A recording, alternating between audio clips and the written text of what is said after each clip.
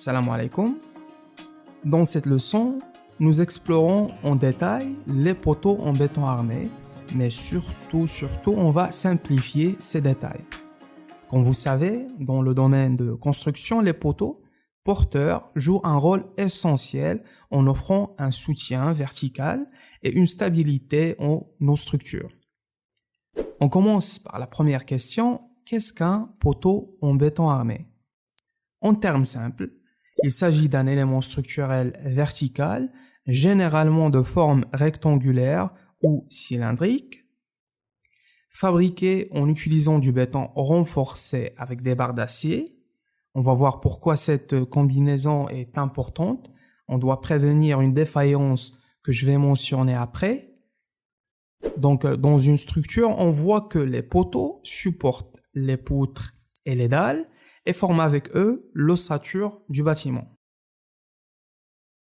On peut dire aussi qu'ils constituent des points d'appui pour transmettre les charges permanentes et d'exploitation.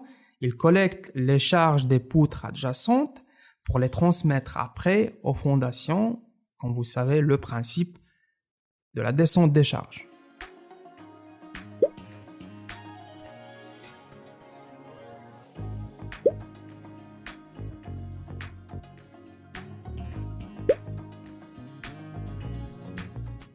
Selon l'emplacement des poteaux dans un plan, on peut distinguer trois types.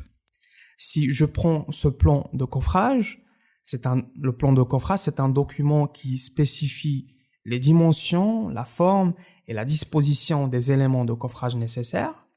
On a les poteaux d'angle, comme leur nom l'indique, sont des poteaux situés aux coins et aux angles d'une structure.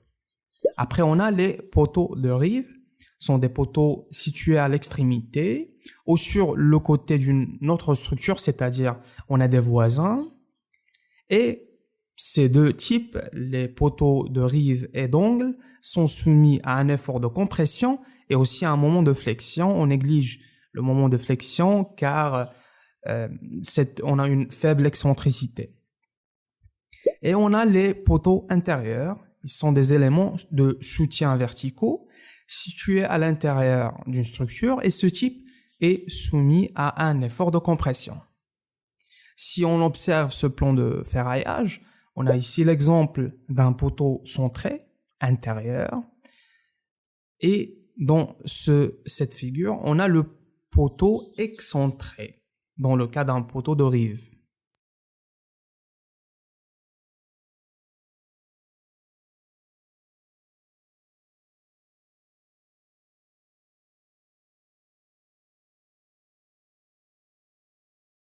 Alors, j'ai mentionné l'excentricité. La principale différence qu'il faut retenir entre un poteau centré et un poteau excentré ou excentrique réside dans l'emplacement de la charge appliquée. Un poteau centré, sa charge est appliquée le long de l'axe central, tandis qu'un poteau excentré a la charge appliquée à une distance de l'axe central. Je vais expliquer un peu. Donc, si la charge de compression qui vient du haut est appliquée à une petite distance de l'axe longitudinal qui passe par le centre du poteau, donc ce poteau aura tendance à fléchir en raison du moment. M égale P fois E, la charge fois cette distance.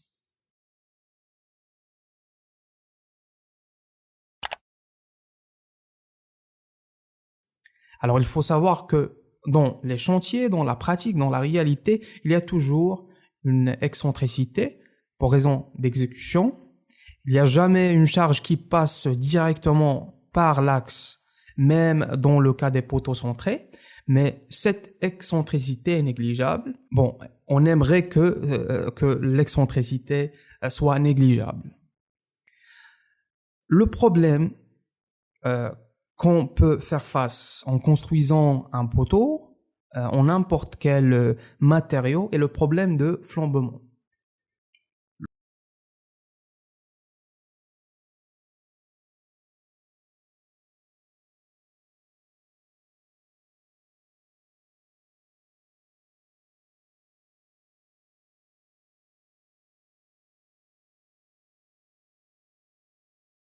Le flambement se produit lorsqu'une structure verticale ne peut pas supporter une charge de compression axiale élevée, c'est-à-dire la charge de compression dépasse un certain seuil critique.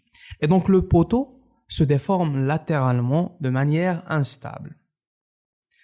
Pour éliminer ce risque, on doit incorporer les armatures. D'abord, les armatures longitudinales. On doit les incorporer dans notre poteau. Ces armatures longitudinales donnent au béton une résistance à la traction, parce que le béton a une mauvaise résistance à la traction. Ces armatures longitudinales aussi offrent un ancrage dans les poutres et les planchers en haut et dans la semelle en bas, un ancrage dans la semelle en bas. Et aussi résistent avec le béton au phénomène de flambement, mais c'est pas suffisant parce que on peut toujours avoir un risque d'éclatement du poteau si on a que des armatures longitudinales. Donc on introduit des armatures transversales qui permettent de maintenir les armatures longitudinales en forme, mais surtout augmentent la résistance au flambement. On doit aussi faire attention à la poussée au vide parce qu'on peut avoir une poussée au vide dans le cas des poteaux aussi, comme on peut voir dans cette illustration.